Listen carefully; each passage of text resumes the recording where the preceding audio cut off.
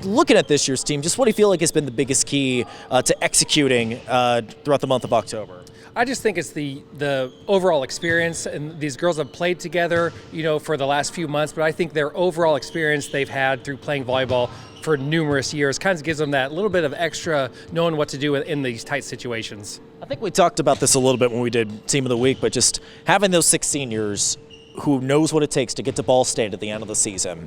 How helpful has that been, and what's a pretty large class for this Bellmont team? I think it's been a big help because they didn't just learn it on their own. They've learned it from the years they've been on varsity, where the former kids have kind of taught them, this is what we do, this is how we go about practice and going through what we want to do. But I think it's good for them to kind of lead it on to the next group that they're going to be leaving after this year. But I think it's a wonderful, especially having 6, such a big number, but all of them bring a different thing to the game, and it's wonderful for the younger kids to learn from.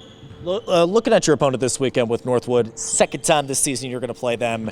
What do you remember about that regular season matchup and how it's going to prepare for this weekend? Well, I remember because that was when we lost to Angola, and then we came back and had to play Northwood after a 30-minute break. So we were a little bit tired, but we found the energy. We beat them in 4, but mostly for them, there's a big middle named Claire Payne, and then there's an outside hitter named Sophia Barber that are their 2 main go-to hitters. But they have other hitters that bring a lot to the table. We just have to be able to not let Claire dictate what happens throughout the match, but we're just going to have to play our game and play well.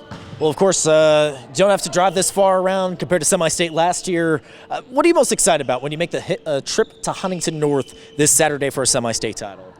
I just look forward to every opportunity to play, but it'll be fun because we'll be walking into where Blackhawk and Southwood are playing before us. So there'll already be that energy of the 1A championship going on. Who knows when we'll get there, but at least we get to walk into it where you kind of get that feeling and you get the nerves out of your system right away. It's always a fun atmosphere to be a part of. It's like deja vu like last year, exact same semi-state matches that we covered, so there you go. Anything else you want to add, Coach? No, I just want to say hopefully we have a big crowd like we always have, and we're looking forward to bringing home, I believe it's title number 6 for semi-state, I think if the banners tell me right.